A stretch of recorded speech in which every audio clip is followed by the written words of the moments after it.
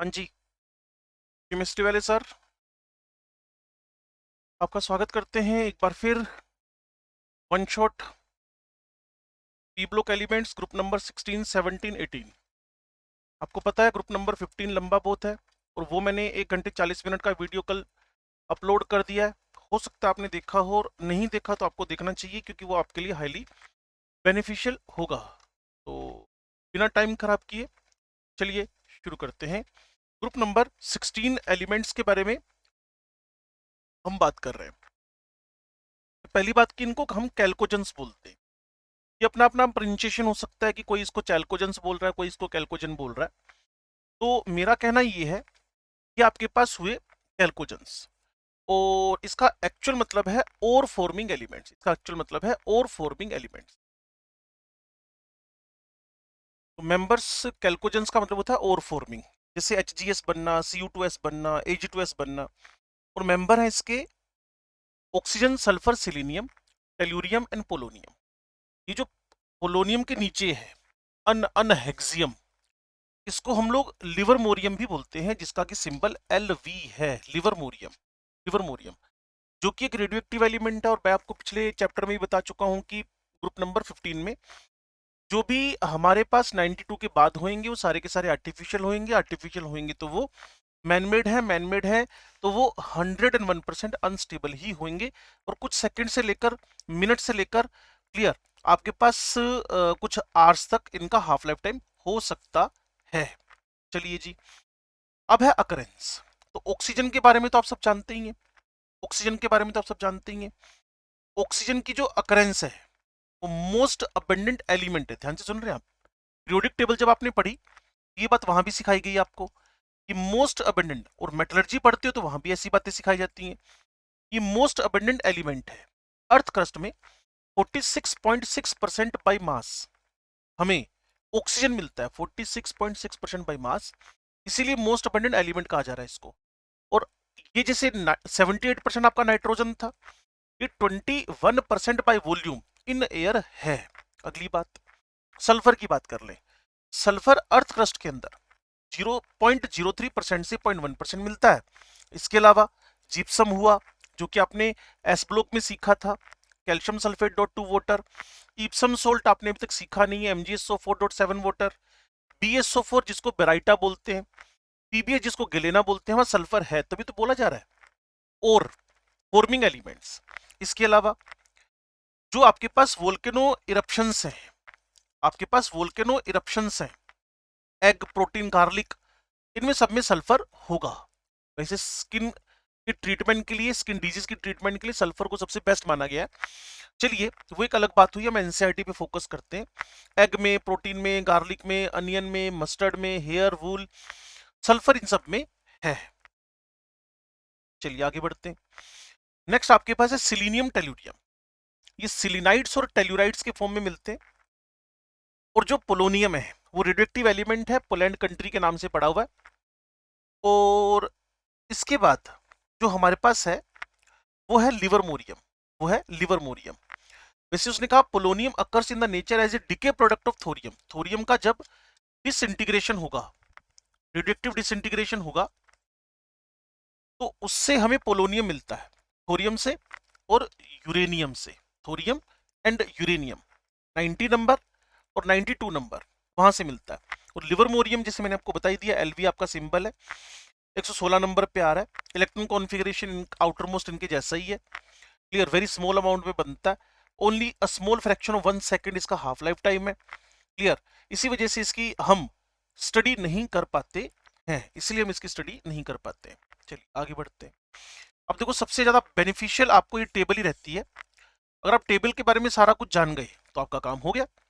Atomic number top से bottom लगातार बढ़ रहा है। इसके बाद अगर मैं एटॉमिक मास की बात करूं, लगातार बढ़ रहा है।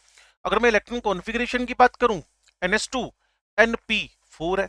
अगर मैं कोवेलेंट रेडियस की बात करूं तो ये लगातार इंक्रीज कर रही है, 66, 104, 117, 137 एंड देन 146।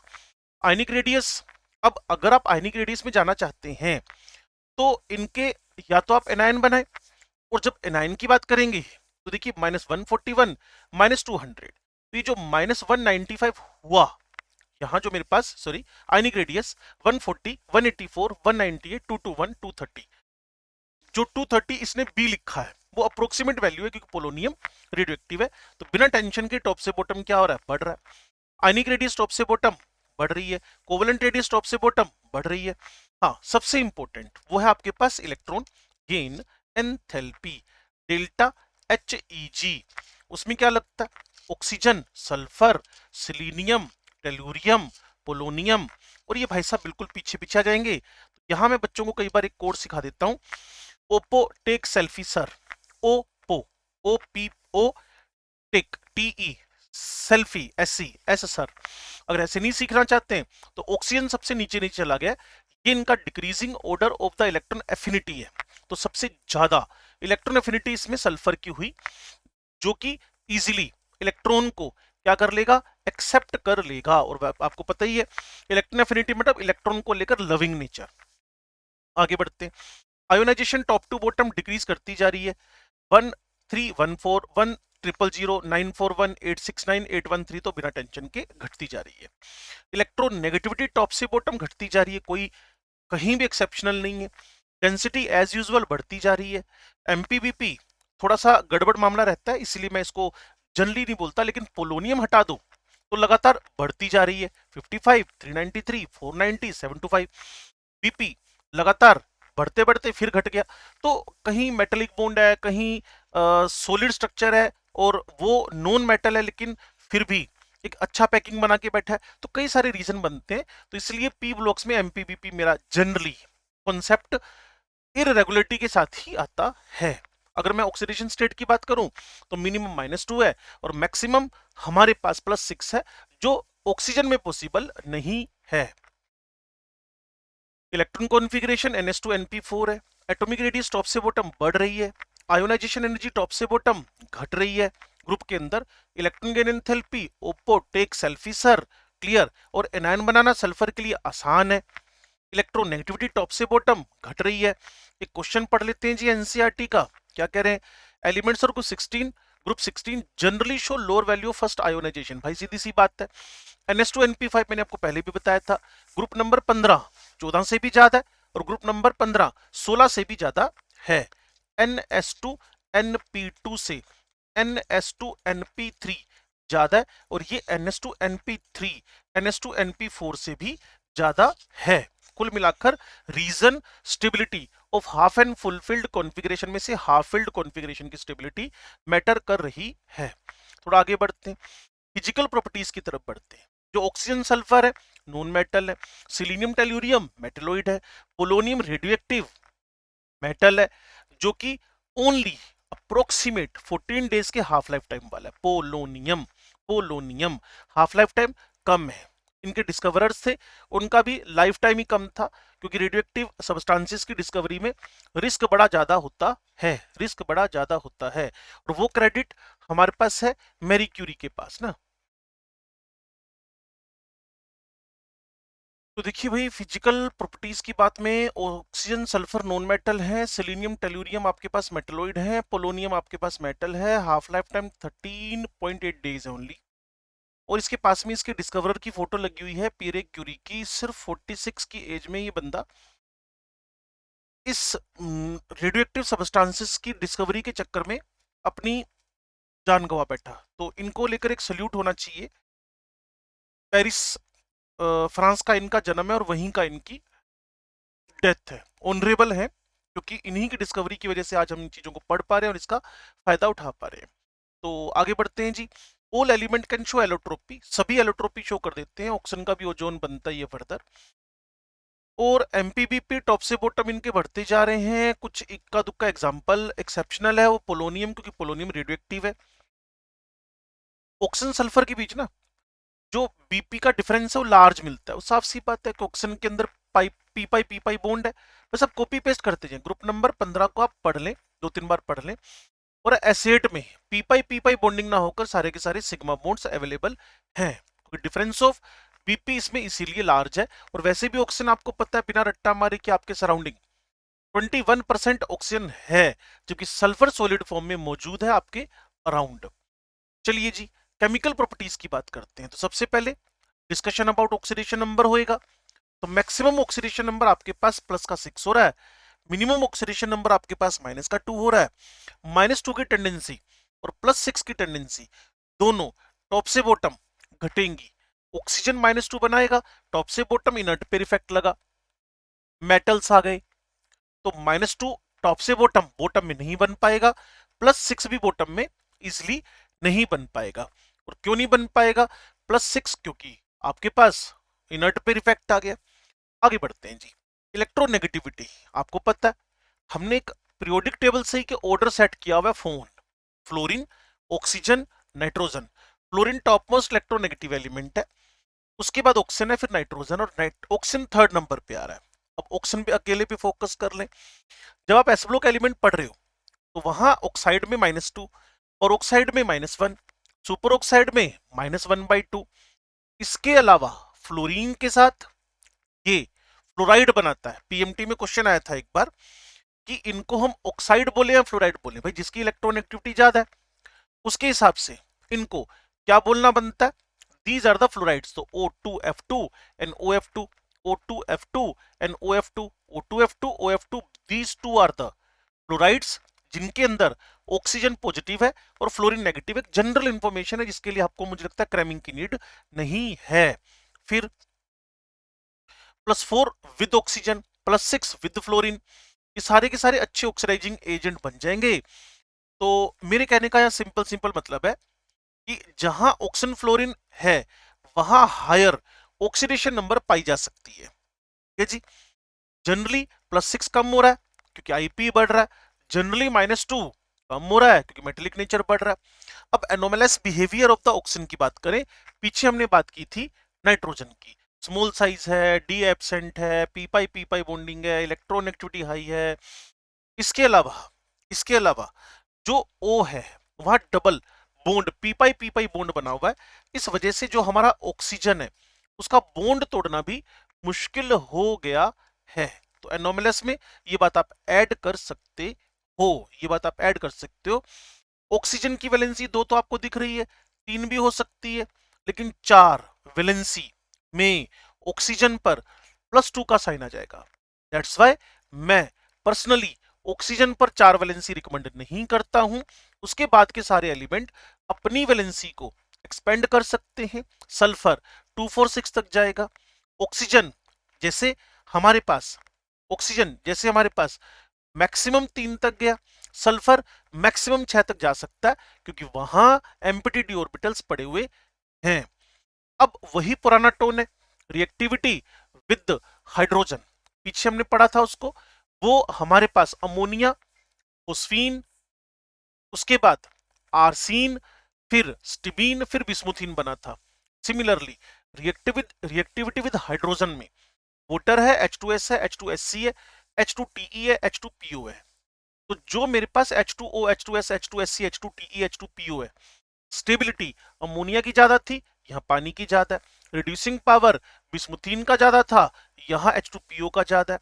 Ka वहां भी BiH3 का ज्यादा था, यहाँ H2PO का ज्यादा है। जिसका बॉन्ड जल्दी से रिबन कटेगा वो अच्छा रिड्यूसिंग एजेंट भी होगा, अच्छा एसिड भी होगा। उसके बाद अगर मुझे बॉन्ड एंगल, मैंने पीछे ही आपको सिखा दिया था जब मैं ग्रुप नंबर 15 सिखा रहा था, सेंट्रल का hybrid state, surrounded atom same, lone pair का नंबर सेम, तो बॉन्ड एंगल पानी का H2S से ज्यादा होएगा। sp3 हाइब्रिड है, लोन पेयर 2 है, बॉन्ड पेयर 2 है।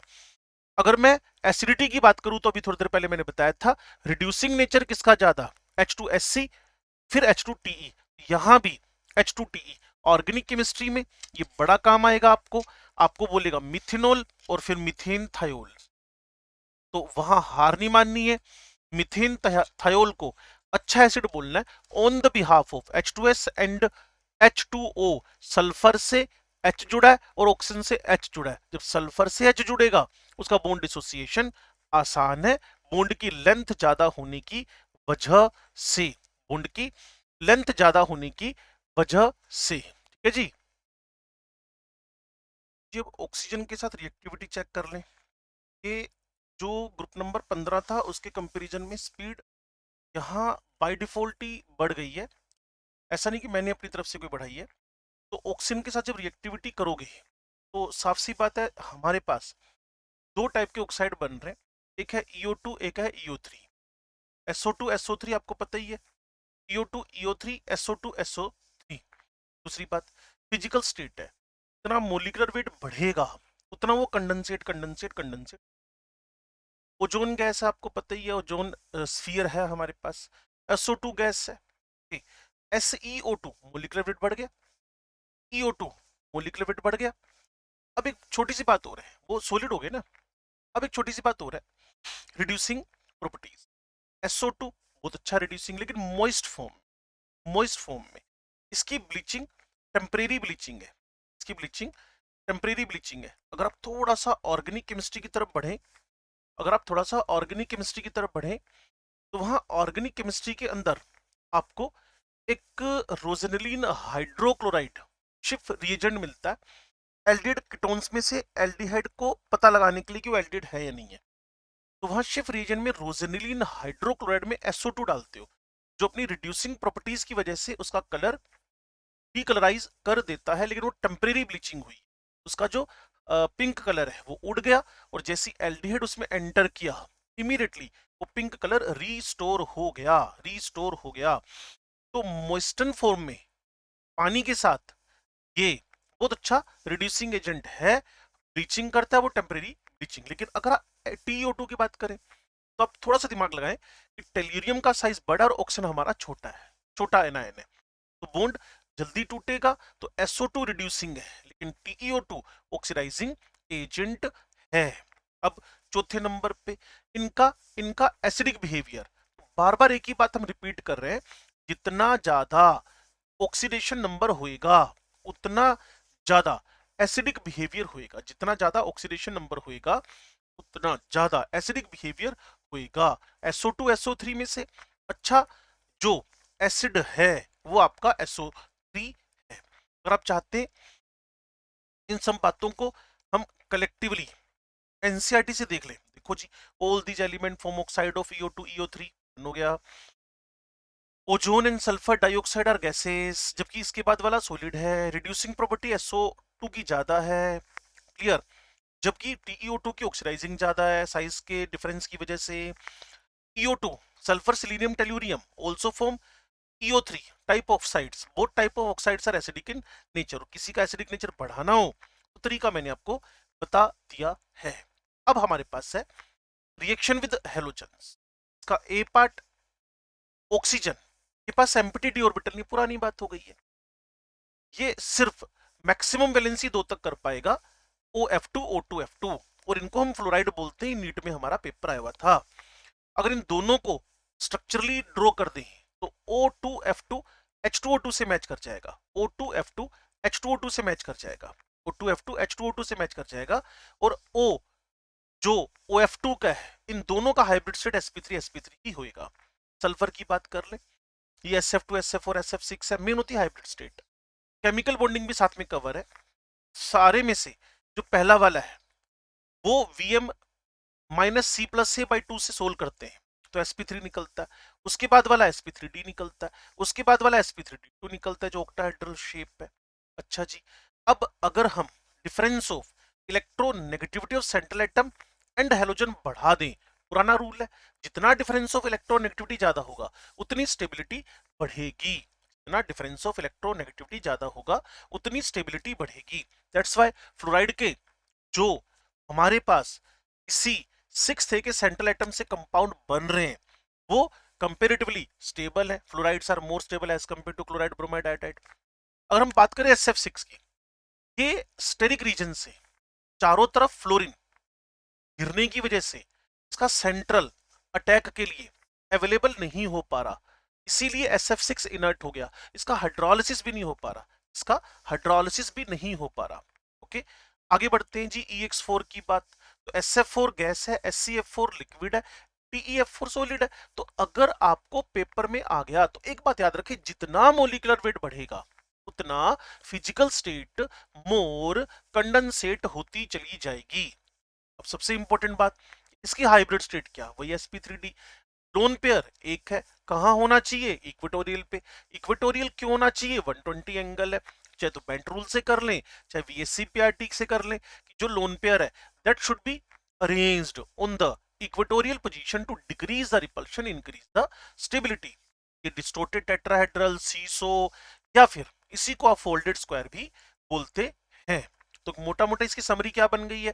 हेलोजन से रिएक्शन करता है, ऑक्सीजन OF2 O2F2 बनाता है, दोनों sp3 हाइब्रिड सेंट्रल एटम है, और इसको हम ऑक्साइड ना बोल के फ्लोराइड बोलते हैं। सल्फर SF2SF4 SF6 बनाता है, sp3 sp3d sp3d2 है, और जो डिफरेंस ऑफ इलेक्ट्रॉन नेगेटिविटी बढ़ता जाएगा उतना स्टेबिलिटी बढ़ती जाएगी, इसलिए फ्लोराइड के कंपाउंड ज्यादा स्टेबल हैं। SF6 स्टेरिक रीजन से स्टेबल हो गया, इसका हाइड्रोलाइसिस होना मुश्किल है। अगर मैं EX4 की बात करूं, ये इनके अगर सेंट्रल सल्फर के साथ ऑक्सीजन तो पॉसिबल नहीं है, तो गैस लिक्विड फिर सॉलिड की तरफ बढ़ेंगे, जितना मोलिकुलर वेट बढ़ेगा उतना मोर कंडेंसेट होता जाएगा।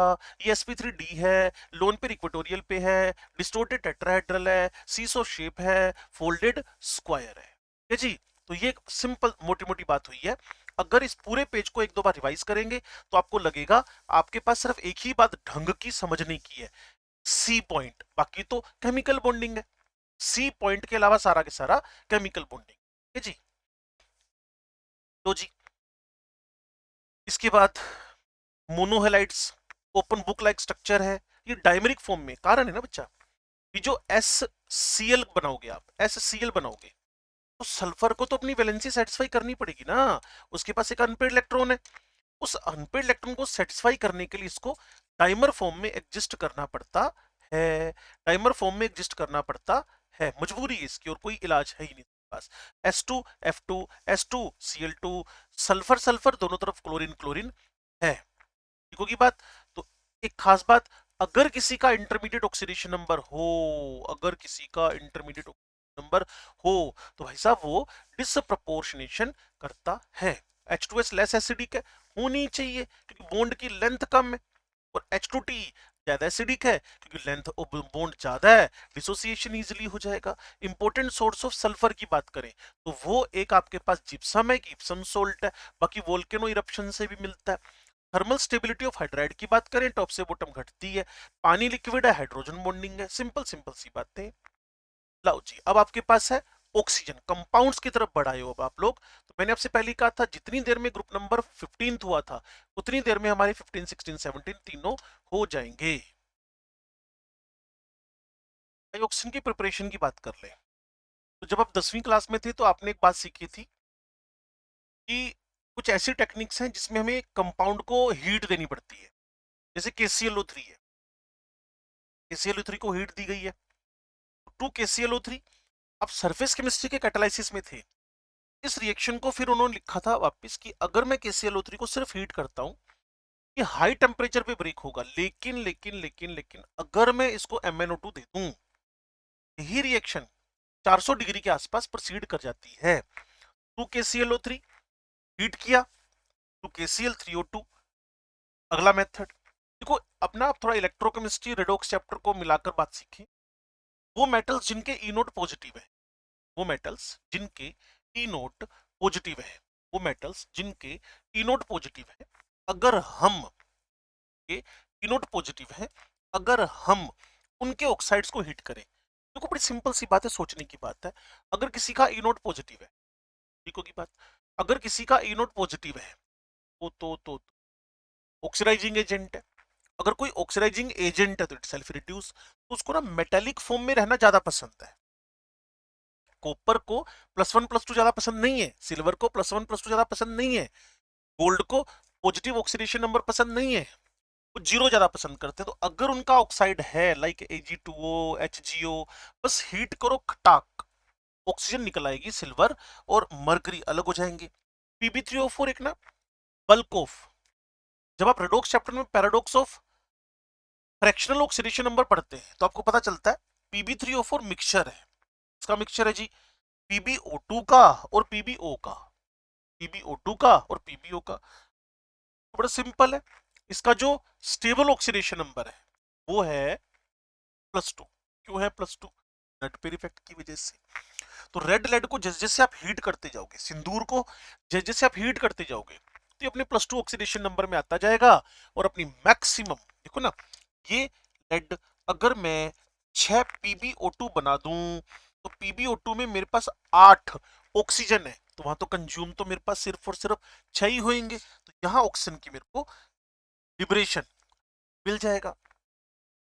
ठीक होगी बात। सेम H2O2 आपका 11वीं क्लास का हाइड्रोजन चैप्टर। H2O2 को अगर आप हीट करते हैं, H2O2 को अगर आप हीट करते हैं, और मैं तो कह रहा हूं हीट भी मत करो यार, ऑक्सीजन ऑक्सीजन के बीच में इतने खतरनाक इंटर इलेक्ट्रॉनिक रिपल्शन है, इतने डेंजरस हमारे पास रिपल्शन है कि वो खटाक खटाक खटाक खटाक टूटता रहता है। H2O2 on standing it evolves the oxygen gas. तो बड़ी सिंपल सी बात, मोटा मोटी इसमें क्या बात आई है, KCl3 को हीट करो, ऑक्सीजन कंटेनिंग है, पोटेशियम क्लोरेट बोलते हैं इसको, 2KCl3O2 आपके पास आ जाएगा। मेटल्स जिनके ई नोट पॉजिटिव हैं, चाहे वो सिल्वर है, चाहे वो मरकरी है, चाहे वो कॉपर है, उनको हीट करो, ऑक्सीजन लिबरेट करेंगे। रेड लेड को हीट करो तो ये अपने +2 ऑक्सीडेशन नंबर में आएगा, क्योंकि +4 इसका स्टेबल नहीं है। PbO2 को लिथार्ज भी बोलते हो आप लोग, तो वो हीट करने पर Pb+2 में चेंज होता जाएगा। H2O2 भी हमारे पास due to oxygen oxygen repulsion, ये due to lone pair repulsion in the oxygen, ये ऑक्सीजन लिबरेट करता चला जाएगा। इसके बाद अगर मुझे इंडस्ट्रियल प्रिपरेशन करना है तो नाइट्रोजन चैप्टर में वापस चले जाओ, वहां आपका लिक्विड एयर पड़ा हुआ है। लिक्विड एयर में नाइट्रोजन 77.2 केल्विन पे, 77.2 केल्विन पे बॉइल हो रहा था, 77.2 केल्विन पे बॉइल हो रहा था। तो पहले जो फ्रैक्शनेट के फॉर्म में बाहर निकलेगा वो आपका फेवरेट नाइट्रोजन होएगा 78%, जिसका यूज भी नहीं कर सकते आप। मतलब एयर में 78% है, लेकिन आपके पास वो पावर्स नहीं दी है नेचर ने कि आप इसका यूज कर पाओ।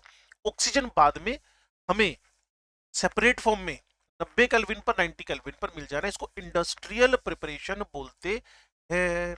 आगे बढ़ते हैं जी। ऑक्सीजन की प्रॉपर्टीज आप फील करो, अपने सराउंडेड फील करो। स्टेबिलिटी, इसकी स्टेबिलिटी तो ज्यादा है ही, डबल बॉन्ड है। सोल्युबिलिटी कम है पानी में, लेकिन जितनी है वो एक्वेटिक लाइफ के लिए मोर देन सफिशिएंट है।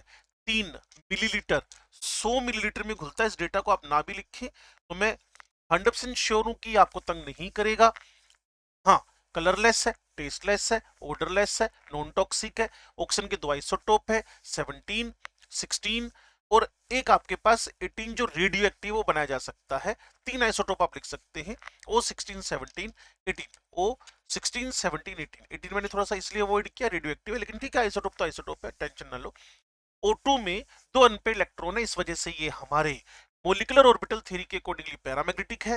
हाँ जी, गोल्ड का, प्लेटिनम का ऑक्सीजन से डायरेक्ट रिएक्शन नहीं होगा, नोबेल मेटल बोलते हैं भाई उसको। लेकिन बाकी मेटल्स के साथ, चाहे वो हाइड्रोजन हो, चाहे वो लिथियम हो, चाहे वो आपके पास बेरिलियम हो, बेरिलियम थोड़ा मुश्किल से रिएक्ट करता है, लेकिन चाहे वो ऐसा ब्लॉक पढ़ा होगा आपने, चाहे वो बोरोन हो, सबके साथ इनके ऑक्साइड बनते हैं।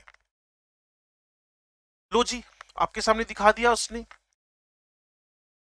ऑक्सीजन की bond dissociation energy E point पहले लिख लेना, खतरनाक है। 500 किलोजूल पर मोल है, 493.4 किलोजूल पर मोल है, 493.4 किलोजूल पर मोल है, ठीक ठाक सी एनर्जी है डबल बॉन्ड को तोड़ने में। तो कैल्शियम से कैल्शियम ऑक्साइड, एल्यूमिनियम से एल्यूमिनियम ऑक्साइड, P4 से P4O10 ग्रुप नंबर 15, कार्बन से CO2। ये रोस्टिंग प्रोसेस है। अगर आपने मेटलर्जी वाले मेरी वीडियो देखी है तो आपको पता चल जाएगा। यहाँ 2322 का कोड चलाते हैं हम लोग, और मिथेन का कंबशन कराने में हमारी ऑक्सीजन फेवरेबल है ही। और आगे मैं आपको H2SO4 कॉन्टैक्ट प्रोसेस सिखा रहा हूँ, वहां SO2 का V2O5 की प्रेजेंस में ऑक्सीजन क्या बना देगा, SO3। इसके अलावा मैं ग्रुप नंबर 17 में आपको डेकोन प्रोसेस सिखा रहा हूं, वहां HCl with oxygen chlorine liberate कर देगा। इसको डेकोन प्रोसेस बोलते हैं, वो कॉन्टैक्ट प्रोसेस लिखा है उसके ऊपर। तो पीरियोडिक टेबल एक साइड रख ले, ऑक्सीजन एक साइड रख ले, हाइड्रोजन के साथ H2 H2O2। हीलियम कहता है भाई साहब हमारे पास पावर नहीं है, ताकत नहीं है, हम कुछ नहीं कर सकते। नंबर 3 लिथियम, लिथियम का ऑक्साइड, बेरिलियम, बेरिलियम का ऑक्साइड, बोरोन, बोरोन का ऑक्साइड, कार्बन का, कार्बन मोनो, कार्बन डाई। उसके बाद नाइट्रोजन के 5 ऑक्साइड, उसके बाद ऑक्सीजन खुद ओजोन बना गया, इसके बाद फ्लोरीन O2F2 OF2 बना गया, उसके बाद नियोन बना कर गया, सोडियम ने सोडियम ऑक्साइड बना दिया। फिर आपके पास अगर अगला 11 नंबर पे जो आ रहा है 12 MgMgO बना गया, एल्यूमिनियम एल्यूमिना बना गया। 13 नंबर वाले के बाद 14 नंबर वाला सिलिका बना गया, 15 नंबर वाला P4O6 P4O10 बना गया, 16 नंबर वाला SO2 SO3 बना गया, 17 नंबर वाला क्लोरीन Cl2O3 Cl2O5 Cl2O7 बना गया, 18 नंबर वाला सरेंडर कर गया, 19 नंबर वाला आपके सुपर ऑक्साइड परऑक्साइड बना गया, 19 नंबर वाला कैल्शियम ऑक्साइड बना गया, 20 नंबर वाला कैल्शियम जो है कैल्शियम ऑक्साइड बना गया, 21 नंबर वाला स्कैंडियम ऑक्साइड बना गया। तो मैक्सिमम जगह पे इसकी रिएक्शन पॉसिबल है। कुछ अलग थी, वो है कॉन्टैक्ट प्रोसेस, और उसके बाद है आपका डेकोन्स प्रोसेस आगे आएगा। यूजेस की बात कर ले। In addition to its importance in normal respiration and combustion, अगर बैठ के सोचोगे भी, कंबशन में और रेस्पिरेशन में इसका यूज हो ही रहा है। ऑक्सी एसिटिलीन फ्लेम सबसे इंपॉर्टेंट बात है। अगर मैं जो एसिटिलीन बनती है ऑक्सीजन के साथ मिलाकर उसको बर्न करवाऊं तो हाई टेम्परेचर प्रोड्यूस होता है। मैंने आपको थर्मोडायनेमिक्स में बताया था ये क्या, कि कैलोरीमेट्री के accordingly calorific value of ethyne थीन और इथेन से ज्यादा है। इसके अलावा मेनी मेटल्स को प्रोडक्शन में काम आ रही है। ऑक्सीजन सिलेंडर आपको पता है हॉस्पिटल्स में यूज हो रहे हैं, हाई एल्टीट्यूड में यूज हो रहे हैं, माउंटेनियर्स लेकर जा रहे हैं, कंबशन ऑफ फ्यूल में यूज हो रहा है। इसके अलावा ये ट्रमेंडस थ्रस्ट पैदा करती है रॉकेट्स। अगर हम 716 नंबर क्वेश्चन करें, which of the following doesn't react with oxygen directly, आपका नोबल मेटल, बाकी खट खट खट खट खट रिएक्शन करेंगे। 717 की पहली रिएक्शन कंबशन की और दूसरी रिएक्शन सिंपल ऑक्साइड बनने की है, जिसका नेचर ग्रुप नंबर 13 के अकॉर्डिंगली एम्फोटेरिक है। तो जी अब यहां आपसे ना ऑक्साइड्स की बातें करेगा, यहां आपसे ऑक्साइड्स की बातें करेगा। इन ऑक्साइड्स में आपको बताएगा क्लासिफिकेशन सिर्फ सिंपल ऑक्साइड्स हैं, ठीक है जी। एलिमेंट का ऑक्सीजन से रिएक्शन करें तो बाइनरी कंपाउंड बने तो थे, CaO MgO Al2O3 ये बन तो रहे थे सारे। हाँ जी, कुछ ऐसे हैं जो एक से ज्यादा oxide, carbon mono, carbon di, carbon sub, iron Fe2O3 FeO एक साथ बना लेते हैं। चलो वो मैटर नहीं कर रहा, फालतू की बात है। ये जो ऑक्साइड्स है इनमें कुछ सिंपल है कुछ मिक्स्ड है। अब सिंपल वो कि वो मैंने आपको बताया ना, paradox of the fractional oxidation number हमारा एनसीईआरटी में लिखा हुआ है। हाँ, जैसे भी रेड लेड पढ़ के आए थे, सिंदूर पढ़ के आए थे आप, तो वैसे ही अगर मैं बात करूं तो सिर्फ वो कोई मिक्सचर नहीं है। MgO Al2O3 single oxidation state का एलिमेंट है, लेकिन कुछ ऐसे हैं जिनमें दो अलग अलग ऑक्सीडेशन नंबर एग्जिस्ट कर रही हैं। जैसे दो एग्जांपल तो आपको दिमाग में भर लेने। एक तो रेड लेड सिंदूर जो पीछे था ऑक्सीजन बनाने में काम आया, एक Fe3O4, एक Fe3O4, Pb3O4 Fe3O4। उस रेड लेड को सिंदूर को हीट किया तो अपनी आदत दिखा गया PbO PbO2, लेकिन उसके बाद क्या होना है आपको पता है, डिपेंड करता है कि आपने कंडीशन क्या रखी है। रेडॉक्स चैप्टर में से एक दो क्वेश्चन है भी। Fe3O4 2,3 का मिक्सचर है। अब जो सिंपल ऑक्साइड्स हैं उनका फर्दर क्लासिफिकेशन कर दिया गया है एसिडिक में, सिक में, एम्फोटेरिक में। वापिस सुनो, ऑक्सीजन के साथ पीरियोडिक टेबल का कोई भी एलिमेंट रिएक्ट कर रहा है अगर, तो जो बाइनरी कंपाउंड बना रहा है जिसमें वो खुद है और ऑक्सीजन है, तो वहां हमारे पास ऑक्साइड बोलते हैं फ्लोरीन को छोड़कर। उनमें से कुछ एलिमेंट ऐसे हैं जो एक से ज्यादा ऑक्साइड बनाते हैं, कार्बन मोनो, कार्बन डाई आपको पता ही है, पानी के साथ H2O H2O2 आपको पता ही है। फिर मैंने इन ऑक्साइड को दो कैटेगरीज में बांट दिया, एक सिंपल है एक मिक्स्ड है। सिंपल में मेरे पास वो हैं जो सिंगल ऑक्सीडेशन नंबर शो करते हैं, जबकि मिक्स्ड में मेरे पास वो हैं जिनके पास एक से ज्यादा ऑक्सीडेशन नंबर होंगे, जैसे कि आपका रेड लेड और Fe3O4 हो गया है। सिंपल वालों का मैंने एसिडिक बेसिक एम्फोटेरिक में फर्दर क्लासिफिकेशन कर दिया। ग्रुप नंबर 1 सारा उठा के पटक दो, बेसिक है। ग्रुप नंबर 2 के ऑक्साइड सारे उठाकर एक्सेप्ट बेरिलियम, बेसिक है। क्लियर ना। इसके अलावा मुझे अगर ग्रुप नंबर 3 में आना पड़ता है, जिसको हमने पढ़ना है अभी एक सिंगल शॉट के अंदर, वहां जो आपका बोरोन, एल्यूमिनियम, गैलियम, इंडियम, थीलियम है, तो वहां मैं बच्चों को 13122 का कोड बताता हूँ। मेरे पास बोरोन, एल्यूमिनियम, गैलियम, इंडियम, थीलियम, तो B2O3 हुआ, Al2O3 हुआ, Ga2O3 हुआ, In2O3 हुआ, थीलियम 2O हुआ। ये इनर्ट पेयर इफेक्ट शो करता है। 122 का कोड है। 122 का कोड मतलब ये एसिडिक है आपके भाई साहब, ये एम्फो एम्फो हो गए दोनों, और ये भाई साहब क्या हो रहे हैं, बेसिक हो रहे हैं। ठीक है जी। तो P2O3 Al2O3 Ga2O3 In2O3 Tl2O, ये आपके पास 122 का कोड बनता है। तो इसमें सारे एग्जांपल आपके पास आ गए हैं। अच्छा जी, ग्रुप नंबर 14 के अंदर मैं बोलता हूं no one is base. Group number 14 के अंदर मैं बोलता हूं no one is base. Group number 14 में बोलता हूं कोई भी बेस नहीं है, कोई भी बेस नहीं है, कोई भी बेस नहीं है। उसके बाद मैं बात करता हूं किसकी, हमारे पास बेसिक के बाद एसिडिक, तो जिनके हायर ऑक्सीडेशन नंबर है, नाइट्रोजन के 3 oxide N2O3, N2O4, N2O5, N2O3 आपको पता है ब्लू कलर का था, N2O4 कलरलेस था लेकिन लिक्विड था और एसिडिक था, N2O5 आपका एसिडिक नेचर का था, जो कि HNO3 का हमारे पास एनहाइड्राइड है, silica, CO2, SO2, SO3, N2O4, N2O3 ये सब हायर ऑक्सीडेशन स्टेट के हैं। अगर इसमें थोड़ा सा हम डी ब्लॉक में एंट्री मार लें तो Mn2O7, CrO3 वो सारे भी एसिडिक नेचर के हो जाएंगे। तो भी बुरा नहीं है, ये सारी केमिस्ट्री को इकट्ठा करके बनाया हुआ टॉपिक है। Binary compound of oxygen with another element is called oxide. As already stated, oxygen reacts with most of the elements of the periodic table to form oxide. In many cases, one element form two or more oxide. The oxide vary widely in their nature and properties. Oxide can be simple, जिसमें एक ही oxidation number हो, और mixed, जिसमें दो oxidation number हो एक ही element के। उसके बाद इनको सिंपल ऑक्साइड को एसिडिक, बेसिक और एम्फोटेरिक में काटा जा सकता है, बांटा जा सकता है।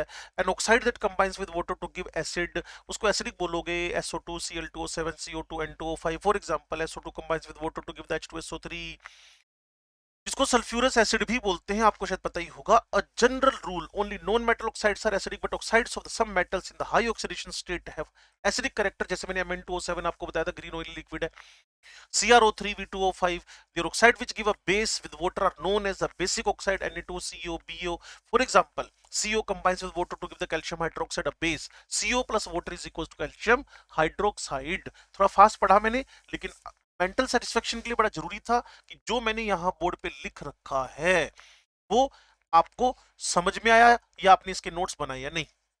है जी, तो मैं अपनी तरफ से फुली एफर्ट्स कर रहा हूं। अब आपकी ड्यूटी भी बनती है, क्योंकि सिलेक्शन तो आप ही का होना और आप ही ने पेपर में जाकर बैठना है। ठीक है जी, तो कुल मिलाकर मेटेलिक ऑक्साइड्स के बारे में बोला जा रहा है, ये बेसिक नेचर के होंगे, बेसिक नेचर के होंगे। तो कुछ डुअल नेचर शो करते हैं, उनको एम्फोटेरिक बोलते हैं हम लोग, वो मैंने आपको बता ही दिया है। बढ़िया वाला एग्जांपल अगर आप उठाना चाहते हैं तो Be और Al2O3 उठा सकते हैं। और ग्रुप नंबर हमारा जो 13 है उसी की रिएक्शन यहाँ हाईलाइट की गई है, आप थोड़ा सा यहाँ देख सकते हैं। इस एलुमिना को बेस मानते हुए, सिंपल है मानने की बात क्या है, आप एसिड डाल दें उसके अंदर तो बता देगा मैं कौन हूं, से एलुमिना है। मैंने कहा जी एम्फोटेरिक क्या कहते हैं, प्रूव करो। बस कुछ नहीं, इसमें आपने एसिड डालना है, HCl, पानी लेना है। तो जो Al2O3 है, अगर वो HCl से रिएक्ट कर ले, जैसे कि आप समझे एल्यूमिनियम और ये AlCl, उसको आप generally AlH2O whole 6 Cl3 twice भी लिख सकते हैं, वो लिख सकते हैं इसको। अगर ये बेस से रिएक्शन कर ले, बस जहां OH है वहां, जहां पानी है वहां OH आ रखा है, Al OH होल 6 वो न्यूट्रल था इसलिए +3 का चार्ज, और OH नेगेटिव है तो -3 का चार्ज। कोऑर्डिनेशन केमिस्ट्री आपकी पढ़ी हुई है, उससे आप इसको पकड़ बना सकते हैं। तो एसिड बेस दोनों से रिएक्शन करने का जो हिम्मत कर ले, सीधी सी बात है, वो क्या हो जाएगा, वो ट्रिक हो जाएगा। हाँ, इनसे भी अलग कुछ एक बात है जो मैं आपको बता रहा था, ग्रुप नंबर 15 के नाइट्रोजन के शुरू के दो ऑक्साइड, एक लाफिंग गैस दूसरा NO, both are the amphoteric in nature. और कार्बन मोनोऑक्साइड सबसे जहरीला पदार्थ CO, कार्बन मोनोऑक्साइड वो भी न्यूट्रल नेचर का है, लेकिन कोऑर्डिनेशन केमिस्ट्री में सबसे दमदार लिगेंड की कैटेगरी में आता है। तो जी, आपको यूवी रेस से बचाने वाली आपकी फेवरेट ओजोन, यूवी रेस से आपको बचाने वाली आपकी सबसे फेवरेट ओजोन। बड़ी सिंपल सिंपल सी लाइनें हैं। ये एलोट्रोपिक फॉर्म ऑफ ऑक्सीजन है, बिल्कुल है जी। It is too reactive for remain for long in the atmosphere at the sea level, मतलब रिएक्टिव है। और उसकी रिएक्टिविटी की वजह क्या है मैं आपको बता देता हूं। At a height of approx 20 kilometre it is formed from atmosphere oxygen in the presence of sunlight, तो 3O2 in the presence of silent electric discharge और द लाइट। ये आपका ओजोन बना देगा। लेकिन ओजोन बनाने का प्रोसेस एंडोथर्मिक है, और कोई भी प्रोसेस अगर एंडोथर्मिक है, अगर किसी भी सबस्टांस का बनना एंडोथर्मिक है, तो ये तो केमिस्ट्री के रूल्स के अपोजिट चला गया। अगर आपको स्टेबल कंपाउंड बनाना है, दैट शुड बी एक्सो। भाई साहब ये एंडो है, और किसी का बनना अगर एंडोथर्मिक, खट खट खट खट खट खट, बात खत्म, डिस्ट्रॉय, अनस्टेबल। वही हुआ ओजोन के साथ। ओजोन अनस्टेबल है, या तो आप इसको बिल्कुल इलेक्ट्रिक डिस्चार्ज दे, साइलेंट देना, अरे भाई साउंड से भी ओजोन टूट जाएगा, साउंड से भी ओजोन टूट जाएगा। और ओजोन हमें बचाता है अर्थ सरफेस पे excessive concentration of UV radiation से। इसका बनना एंडोथर्मिक है, क्या करे, एक्टिव भी है, एक्सप्लोसिव भी है, कौन, ओजोन। लो जी, हम ओजोन की कॉन्सेंट्रेशन को 10% से ऊपर कैसे बढ़ा सकते हैं? तो बड़ी सिंपल सी लाइन है। मैंने यहाँ थोड़ी सी एनसीईआरटी पे डिपेंडेंसी आपकी बढ़ा दी, और मैं थोड़ा आलसी हो गया। अगर आपको ये करना है, तो a battery of ozonizer can be used and pure ozone can be condensed in a vessel surrounded by liquid oxygen. तो एक सिंपल लाइन है, ओजोनाइजर्स की बैटरीज लेकर आप इसको क्या कर सकते हो, बढ़ा सकते हो। If concentration of ozone greater than 10% are required, a battery of ozonizer can be used। पहले ऐसा हम पढ़ाया करते थे पुरानी एनसीईआरटीज में, तब ओजोन के बनने के लिए ओजोनाइजर यूज किए जाते थे। एंड प्योर ओजोन, इसका बीपी 101 है, और हमारे ऑक्सीजन से 11 केल्विन ऊपर है, can be condensed in vessel surrounded by liquid oxygen, can be condensed in vessel surrounded bye, surround वो लिक्विफिकेशन के लिए डाल दिया गया है, तो वहां ओजोन आपको 10% कॉन्सेंट्रेशन से ऊपर मिल जाएगी। इनकी प्रॉपर्टीज की बात कर ले, पेल ब्लू गैस है, पेल ब्लू गैस है, लिक्विड में भी ब्लू है, और जैसे solid condense condense condense, colour की डार्कनेस बढ़ती जा रही, स्मेल है इसमें, तभी तो इसका नाम पड़ा। ओजोन का लिटरल मतलब क्या है? ओजोन का लिटरल मतलब है मैं सूंघता हूं। तो मैंने आपको बताया ना कि इसका मतलब है मैं सूंघता हूं, तो ओजोन के अंदर स्मेल तो होगी, ओजोन के अंदर स्मेल तो होगी। देखिए, etymology from German ozone, OZON, ozone point 1840 by Christian Friedrich Schonbein from ancient Greek tutor participate of ओजो mean I smell in reference to its pungent odour. इसी वर्ड का मतलब है आई स्मेल, मैं सूंघता हूँ, आई स्मेल, मैं सूंघता हूँ। ठीक है जी, तो स्मेल है इसमें है। कंसंट्रेशन अगर ओजोन की 100 ppm से ऊपर हो जाए, तो भाई ये खतरनाक है, एंडोथर्मिक बनना है, तो ये अनस्टेबल है।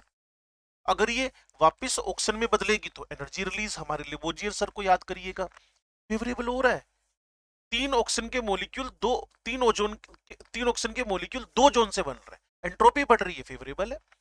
सेकंड लॉ ऑफ थर्मोडायनामिक्स क्या बोल रहा है? Entropy of the universe is continuously increases increases increases, तो ठीक है, सेकंड लॉ के अपोजिट थोड़ी जाएंगे हम लोग।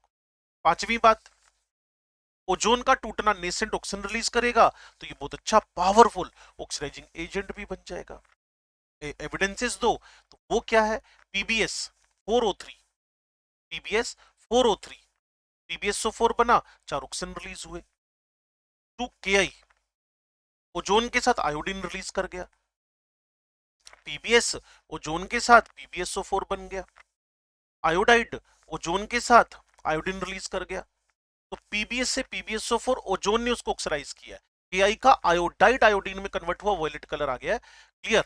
तो आयोडीन वैसे ही वॉयलेट कलर ही है, वायलेट कलर आप समझते ही हैं। हाँ जी। इसके अलावा इसके अलावा इसके अलावा आप कई बार क्या करते हैं, ओजोन के एस्टिमेशन के लिए उसमें केआई एक्सेस डाल देंगे और उसका पीएच ना बदले, तो आप उसमें बोरेट बफर्स डाल देंगे, आप उसमें बोरेट बफर्स डाल देंगे, तो आयोडीन रिलीज हो जाएगी, आयोडीन रिलीज हो जाएगी। तो जो आयोडीन रिलीज हुई, उसको Na2S2O3 के साथ Na2S4O6 बन जाएगा, और फिर आप इसको हाइपो भी बोलते हैं, फिर आप ओजोन का एस्टिमेशन कर सकते हैं। तो कई बार बच्चे कंफ्यूज हो जाते हैं इस लाइन में, सर में एक्चुअल करना क्या है। मैंने कहा जी एस्टिमेशन ऑफ ओजोन करना, फिर कैसे करना है, मैंने कहा केआई से करना है। फिर ये बफरिंग विद बोरेट क्या है, ये है पीएच ना बदले, इसीलिए हमने बफर्स, बफर का मतलब तो आप समझते ही हैं, solution which resist the change in pH, buffer कह दिया उसको। तो आयोडीन जो निकली वो Na2S2O3 के साथ जो कि हाइपो है, और फिर उससे हम ओजोन का एस्टिमेशन कर सकते हैं। पूरा न्यूमेरिकल पार्ट बनेगा इसका, आपके दिमाग में जाना चाहिए ओजोन का एस्टिमेशन करने का तरीका, आयोडोमेट्री। और उसको हमने बोरेट बफर के साथ में पीएच कंट्रोल कर लिया है, और जो आयोडीन निकला वो Na2S2O3 के साथ रिएक्ट करके Na2S4O6 बना लेगा, और ये एस्टिमेशन ऑफ ओजोन का तरीका है। ठीक है जी, इतनी बात अगर आपको समझ में आती हो तो आगे बढ़ते हैं। NO लो जी, पहुंच गए सीधे की सीधे पोल्यूशन के अंदर। NO इसका सोर्स है exhaust system of the jet. ऊपर देखे होंगे आपने, जेट घूम रहे होते हैं, वो NO NO NO NO NO NO release कर रहा है। वो NO ओजोन से मिलकर उसको नष्ट कर देगा, खत्म कर देगा, डिस्ट्रॉय कर देगा, ओजोन का डिप्लीशन होने लगेगा। फ्रियोन्स भी, आपके घरों में एसी चल रहे हैं, मेरे ऑफिस में एसी चल रहे हैं, मेरे घर में एसी चल रहे हैं, तो इससे फ्रियोन निकलती है, वो फ्री रेडिकल्स बनाते हैं क्लोरीन के, फ्लोरीन के, वो जोन से रिएक्शन करके उसको खत्म कर देता है। बाकी स्ट्रक्चर पे जाना चाहे तो रेजोनेंस स्ट्रक्चर है इसके अंदर, दो स्ट्रक्चर आपको दिख रहे होंगे बोर्ड पे राइट हैंड साइड में, क्लियर। तो ये ओजोन के दो इक्विवेलेंट रेजोनेंस स्ट्रक्चर है, और जिसके इक्विवेलेंट रेजोनेंस स्ट्रक्चर बन गए की बॉन्ड लेंथ एग्जैक्टली सेम हो जाएगी रेजोनेंस की वजह से। और sp2 हाइब्रिड है तो बॉन्ड एंगल 120 के आसपास होना है, तो 117 डिग्री में बॉन्ड एंगल है, 117 डिग्री में बॉन्ड एंगल है। ठीक है जी, ये कुल मिलाकर ओजोन के डिप्लीशन की बात चली, चाहे वो फ्रियोन्स की वजह से हो, चाहे वो आपके पास जेट से निकलने वाले NO की वजह से हो। ये स्ट्रक्चर वगैरह मैंने समझा दिए। और why does O2 acts as a powerful oxidizing agent? Because it liberates the nascent oxygen. How the ozone O3 estimated quantitatively with the use of hypo Na2S2O3 Na2S4O6 में बदल गया, वो क्वांटिटेटिवली एस्टिमेट हो गई। इसके बाद सल्फर के allotropes की बात चल रही है, आपके फेवरेट हैं सल्फर के एलोट्रोप्स, बात करते हैं जी इसके बारे में अभी हम लोग। हाँ जी, तो सल्फर के एलोट्रोप्स, तो सबसे पहले हम समझ लें कि सल्फर के एलोट्रोप्स में अल्फा सल्फर है, बीटा सल्फर है, ठीक हो गया बात। और अल्फा सल्फर मोस्ट स्टेबल है, तो जो पहले नंबर पे आ रहा है वो मोस्ट अबंडेंट भी है और मोस्ट स्टेबल भी है। अगर टेम्परेचर 369 से ऊपर चला जाए तो हम अल्फा सल्फर को बीटा सल्फर में कन्वर्ट कर देते हैं। देखो एक छोटी सी बात सोचो ना, जो सल्फर है कोई पोलैरिटी तो है नहीं उसके अंदर। दूसरी बात, सल्फर जो है उसमें कोई हाइड्रोजन बॉन्डिंग वाले चांस भी नहीं है, तो ना तो ये पानी में घुलेगा और ना ही ये किसी, पानी में घुलने की वजह भी होनी चाहिए ना हाइड्रोजन बॉन्डिंग। अगर घुलता है पोलर सॉल्वेंट में नहीं घुलेगा, लेकिन बेंजीन में, ईथर में, क्लोरोफॉर्म में, इन सब में इजीली घुल जाएगा। तो अगर मुझे अल्फा सल्फर बनाना हो, जिसको हम लोग रोम्बिक बोलते हैं, तो मैं बच्चों को एक बार याद करवाने के लिए बोल देता हूं, AR alpha is rhombic, beta BMW is monoclinic, beta is BMW, beta is monoclinic, alpha is rhombic. सबका कलर येलो है, पानी में घुलते नहीं है। अल्फा सल्फर से बीटा बनता है, बीटा से अल्फा बनता है। टेम्परेचर अगर मेरे पास 3693 की टेबल में ऊपर चला जाए 369 से, तो बीटा आ जाएगा। अदरवाइज रूम टेम्परेचर पड़ा हो तो बीटा भी धीरे धीरे धीरे धीरे कन्वर्ट होकर अल्फा सल्फर में कन्वर्ट हो जाएगा। रोल सल्फर, जैसे कि आप देख रहे हैं रोल सल्फर यहाँ पड़ा हुआ है, ठीक है ना। तो रोल सल्फर का एवोपरेशन हुआ कार्बन डाई सल्फाइड में, सोलवेंट ले लिया मान लो आपने, उसमें आपने क्या कर दिया, रोल सल्फर डाल दिया, धीरे धीरे एवोपरेशन कराने लगे, तो आपको अल्फा सल्फर मिलता है। और अल्फा सल्फर धीरे धीरे धीरे धीरे धीरे धीरे अपने आप को बीटा सल्फर अल्फा सल्फर में कन्वर्ट कर लेगा। तो दूसरी बात मैंने आपको बताई है कि अल्फा सल्फर अगर टेम्परेचर 369 केल्विन से ऊपर की तरफ चले जाए तो बीटा मिलता ही मिलता है, बस आपको उसको पिघलाना है थोड़ा सा, तो ऊपर क्रस्ट बनती है, एक पपड़ी सी बन जाती है, उसमें बीटा सल्फर होएगा मोनोक्लिनिक। 369 केल्विन से ऊपर बीटा सल्फर स्टेबल है, तो वापस सुन लो, सिंपल सी बात है, 30 सेकंड का काम है सल्फर के। मेरे पास दो एलोट्रोप अल्फा और बीटा है, अल्फा को मैं रोम्बिक, बीटा को मैं मोनोक्लिनिक बोल रहा हूं, दोनों पानी में नहीं घुलते, दोनों कार्बन डाइसल्फाइड में घुलते हैं। अगर अल्फा को बनाना हो तो रोल सल्फर को थोड़ा सा हम कार्बन डाइसल्फाइड में एवोपरेट करवा दें तो अल्फा सल्फर बन जाता है। और अगर हम अल्फा को 369 से ऊपर हीट कर दे तो बीटा बन जाता है। ठीक है जी, चलो आगे बढ़े हम लोग। अब जो मेरे पास ये जो स्ट्रक्चर्स हैं, एक बार इसको देख लेते हैं ध्यान से, क्या करें भाई साहब, हमें एनसीईआरटी बीच बीच में हम पढ़ लें ताकि आपका कॉन्फिडेंस बना रहे कि सर जो करवा रहे हैं वो एनसीईआरटी से करवा रहे हैं कि अपनी तरफ से लिख रहे हैं। मोनोक्लिनिक सल्फर की बात चल रही है, बीटा सल्फर बीएमडब्ल्यू मोनोक्लिनिक। इसका MP393 120 डिग्री, जिसको मैं ज्यादा प्रेफरेंस देता नहीं हूँ। स्पेसिफिक ग्रेविटी मतलब डेंसिटी 2 ग्राम पर सीसी के आसपास है। 1 लीटर खरीदोगे 2 किलो आएगा। CS2 में घुलता है, भूलने की वजह है आपके पास।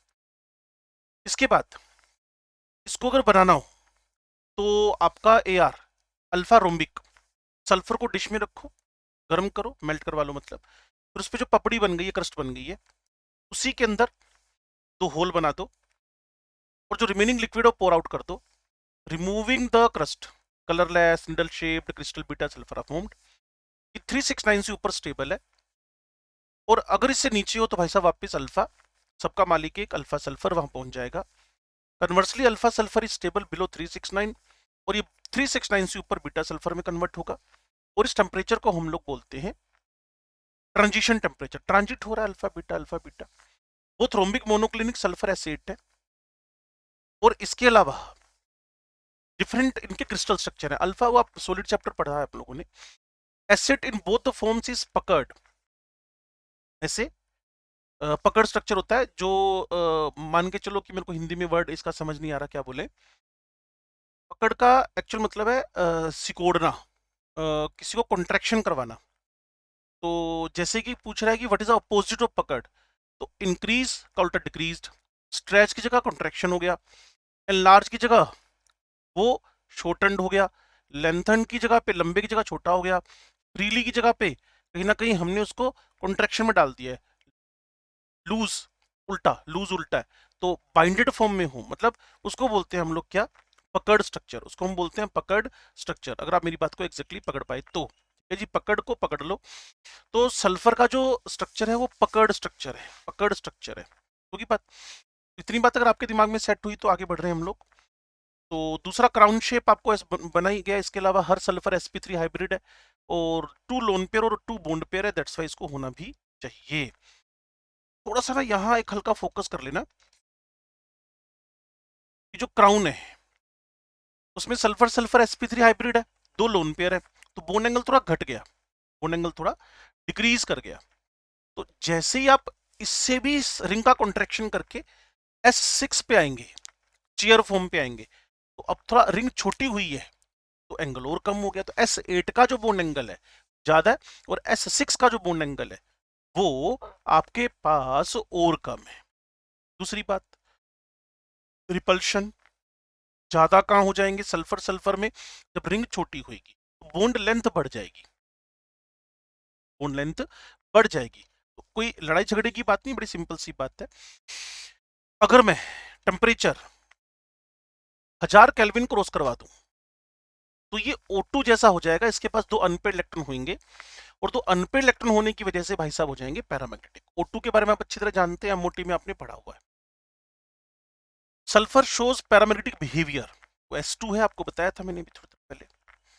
सल्फर डाइऑक्साइड के बारे में पढ़ रहे हैं हम लोग, SO2, इसका प्रिपरेशन करना है तो सल्फर को बर्न करवा दो लिमिटेड अमाउंट ऑफ ऑक्सीजन में। सल्फर आप जानते ही हैं, अब पीछे ढेरों अल्फा बीटा गामा फॉर्म आपने पढ़ लिए, गामा तो नहीं था, अल्फा बीटा फॉर्म पढ़ लिए, एंजल सल्फर पढ़ लिया, ओ S2 आपने पढ़ लिया।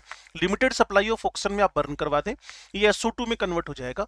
इसके अलावा अगर आपके पास सल्फाइट है, सल्फाइट सल्फाइट, तो सल्फाइट में अगर आप स्ट्रॉन्ग एसिड डाल दें, कभी आप लेबोरेटरी में गए हो तो क्वालिटेटिव एनालिसिस होता है, वह क्वालिटेटिव एनालिसिस, वहां कोई सल्फाइट का सोल्ट आपको दे दे, उसमें 2 drops of the HCl H2SO4 डाल देना, तो SO2 बाहर निकलनी शुरू हो जाएगी। यहाँ का रूल है, अगर आप किसी भी सोल्ट में से एक वीक एसिड को बाहर निकालना चाहते हैं तो स्ट्रॉन्ग एसिड डाल दो, वीक एसिड बाहर हो गया। तो इसके अलावा आपका रोस्टिंग प्रोसेस 2322, जो सीओडी है वो रोस्टिंग को ही इंडिकेट कर रहा है, वो रोस्टिंग को ही इंडिकेट कर रहा है। अब आप कहेंगे सर आपने ये SO2 के साथ में ये क्या लिख रखा है? ये एक्चुअल में जब मैं बच्चों को पढ़ा रहा होता हूँ ना, तो वहां एक जनरल बात कर लेता हूँ कि जो SO2 है, जो SO2 है आपके पास, ये CO2 के साथ सिमिलरिटी शो करती है टेस्ट के अंदर, क्योंकि कैल्शियम कार्बोनेट लेके चलो तो CO2 निकलती है, कैल्शियम सल्फाइड लेके चलो तो SO2 निकलती है। CO2 SO2 में खासियत क्या है कि दोनों कलरलेस हैं, लेकिन SO2 पंजेंट ऑर्डर वाली है। अब क्या करें, CO2 को आपने लाइम वाटर में डाला, मिल्कीनेस आ गई कैल्शियम कार्बोनेट की वजह से। SO2 को डाला, मिल्कीनेस आ गई कैल्शियम सल्फाइड की वजह से, CaSO3। लगातार CO2 लगातार SO2 जाता रहा, मिल्कीनेस डिसअपियर होगी due to calcium bicarbonate and calcium bisulphide.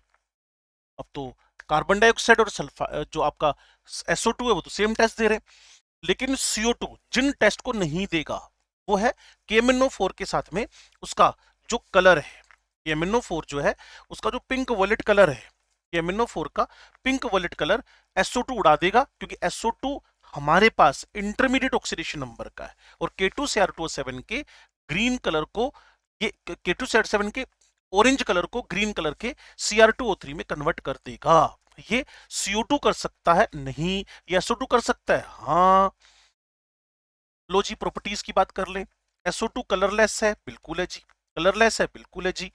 Pungent order है, हाँ बिल्कुल है जी। हाईली सोल्यूबल इन वाटर है, हम बिल्कुल H2SO3 बनाता है ये।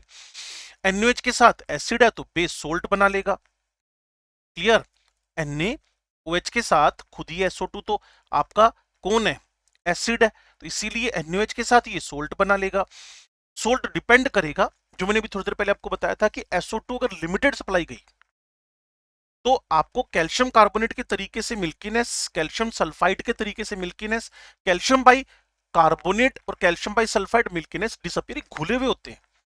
अगर आप जानते हैं ना कि पानी में जो हार्डनेस है उसकी टेम्परेरी हार्डनेस किसकी वजह से, कैल्शियम बाइकार्बोनेट की वजह से। तो जो कैल्शियम बाइकार्बोनेट की हार्डनेस है, वो जो कैल्शियम बाइकार्बोनेट की हार्डनेस है वो जो टेम्परेरी है, लेकिन वो उसमें दिखता थोड़ी है, वो घुला ही रहता है, दिखता थोड़ी घुला रहता है।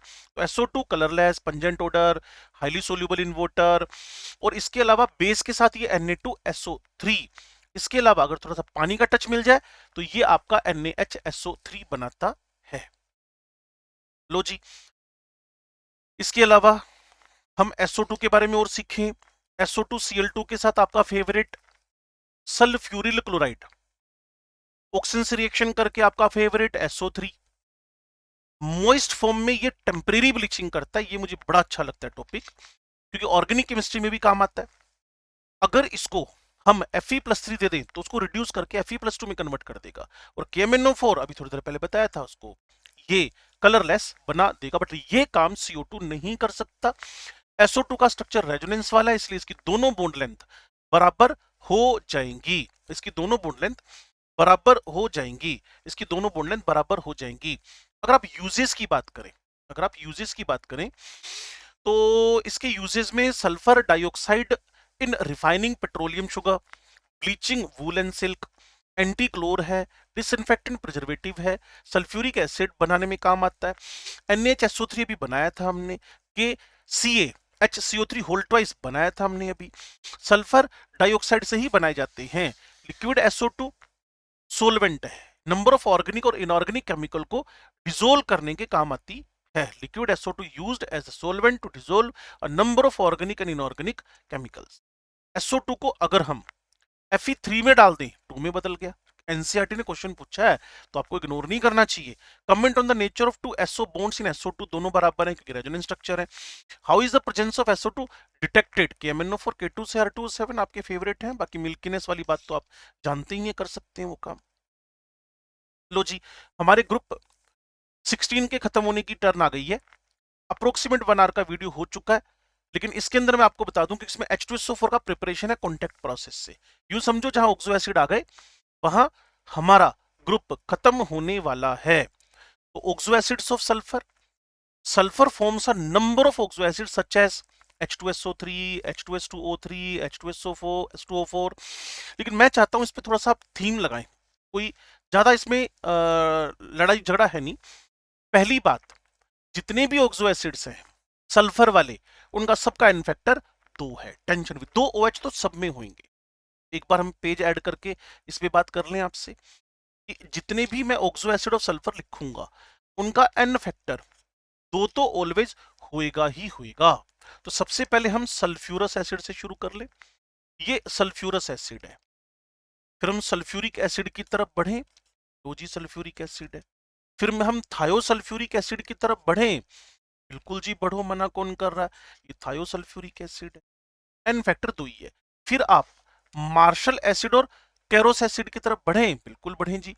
सल्फ्यूरिक एसिड को बना लिया जाए, एन फैक्टर 2 तो रखना ही रखना है, ये आपका कैरोस एसिड है। फिर आप SOOS, 2 एन फैक्टर तो रखना ही रखना है, कोई इससे मना कर नहीं सकता। ये आपका H2S2O8 है। तो एक बात मैं आपको बता दूं, जहां 2 सल्फर और O3 हो, ये वाला, 2 सल्फर हो O4 हो, 2 सल्फर हो O5 हो, 2 सल्फर हो O6 हो, गारंटीड वहां सल्फर सल्फर लिंक आपको मिलेगा ही मिलेगा। गारंटीड आपको सल्फर सल्फर लिंक वहां मिलेगा ही मिलेगा। तो आपने देखा H2SO3 से, H2SO4 से, H2S2O3 से, H2SO5 से, H2S2O8 तक आप पहुंच गए हो।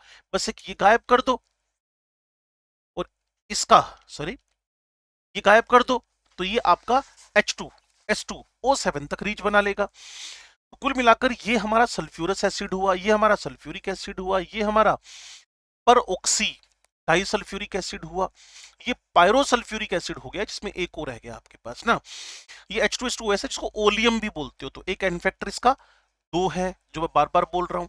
एक आपको परोक्सी लिंक देखना है, परोक्सी लिंक देखना है, तो आपका टॉपिक इजीली कवर हो जाएगा इसके थ्रू। हम सल्फ्यूरिक एसिड की तरफ बढ़ते हैं।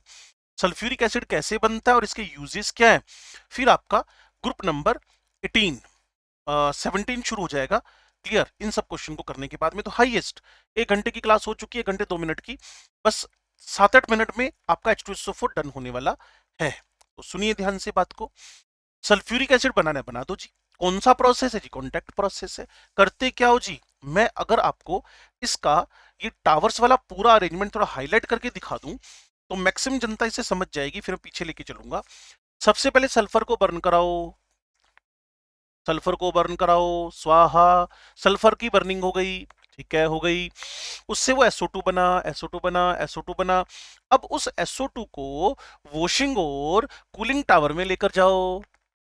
क्या करने के लिए, मान लो इम्प्योरिटीज हो तो वाटर स्प्रे करके उसकी कूलिंग करवा दो और वॉशिंग करवा दो। फिर क्या करें भाई, वॉश कूल करवाया है, अब तौलिए से साफ भी तो करना पड़ेगा ना, तो सुखाओ भाई ड्राइंग टावर। पहले बर्न करवाया, फिर वॉश कराया, फिर ड्राइंग कराया, ऊपर से लेकर नीचे तक सिर्फ एक ही बात आ रही है, सल्फर की बर्निंग हो रही है और SO2 O2 दोनों इकट्ठे हमारे पास ट्रेवल करके वॉशिंग एंड कूलिंग टावर में पहुंच रहे हैं। फिर क्या करें, फिर ड्राइंग टावर में इनकी वॉशिंग करवाई जा रही है, उनको सुखाया जा रहा है कॉन्सेंट्रेट H2SO4 का स्प्रे डाल डाल के। अब क्या करें, अब वेस्ट एसिड तो बाहर हो गया ड्राइंग टावर, और वो तुम्हारा जो SO2 O2 है जो पूरी तरह से ड्राई हो चुके हैं, अब वो नेक्स्ट फोर्थ कॉलम जहां आपने आर्सेनिक प्यूरिफायर लगा रखा है जिसमें Fe2O3 है, Fe2O3 आर्सेनिक को सोख लेगा, एडजॉर्ब कर लेगा। फिर प्री हीटिंग करवाई है, SO2 O2 की प्री हीटिंग करवाई है। B2O5 आपने कैटलिस्ट दे दिया है, चैप्टर का नाम सरफेस केमिस्ट्री भी है, पीछे भी आपको बताया SO2 O2 react to each other will give the SO3। अब गलती से भी पानी मत डाल देना, डेंस फ्यूम्स बन जाएंगी, गलती से भी नहीं करना। आपको कॉन्सेंट्रेटेड H2SO4 ऊपर से टपकाना है जिससे ओलियम बन जाए। पर ऑक्सी डाइसल्फ्यूरिक एसिड के बीच का ओ निकाला था तो क्या बना था, पर ऑक्सी डाइसल्फ्यूरिक एसिड के बीच का ओ निकाला, 2 O थे ना वहां, ऑक्सीजन ऑक्सीजन लिंक, एक ओ निकाल दिया तो आपका ओलियम बन गया।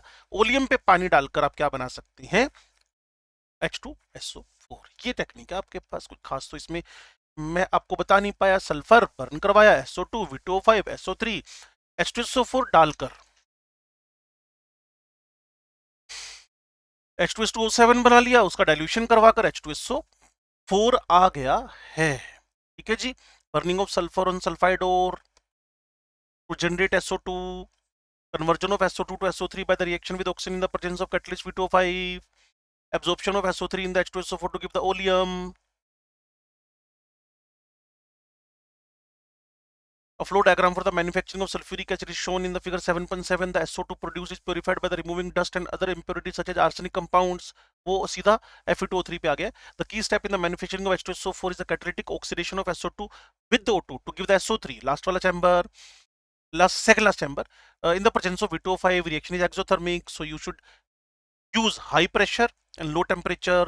Reaction is exothermic reversible and forward reaction leads to the increase in volume. Therefore low temperature, high pressure are the favorable condition for maximum yield, but the temperature should not be very low, otherwise rate of reaction will become slow. क्योंकि आपने O2 का bond तोड़ना है और O2 का bond तोड़ने के लिए 500 किलोजूल एनर्जी तो आपको रिक्वायर्ड है, पीछे बताया था आपको.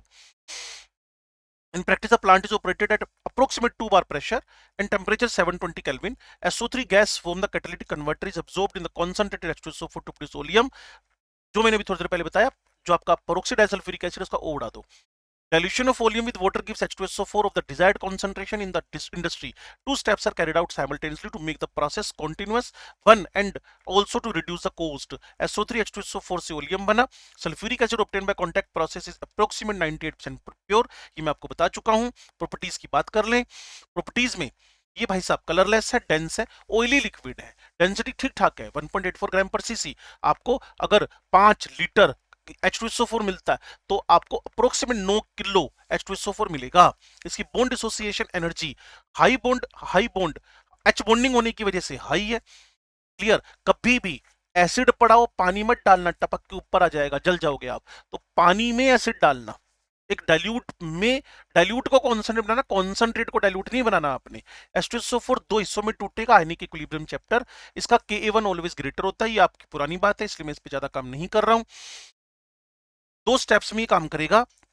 इसके अलावा लार्जर है वैल्यू ऑफ Ka1, होनी भी थी, रूल के अकॉर्डिंगली होती भी है.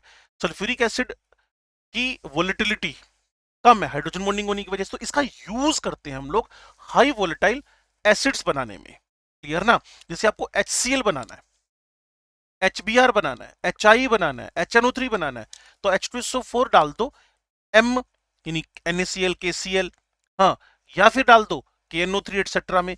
तो लो वोलेटिलिटी से हाई वोलेटिलिटी वाले आपके लिक्विड्स या एसिड्स बन गए हैं. If salt contain ionizable H, that is known as the acidic salt. उसको बोलते हैं एसिडिक सोल्ट. जैसे NHSO3 में अभी भी H आयोनाइजेबल है, तो इसको एसिडिक सोल्ट बोलते हैं.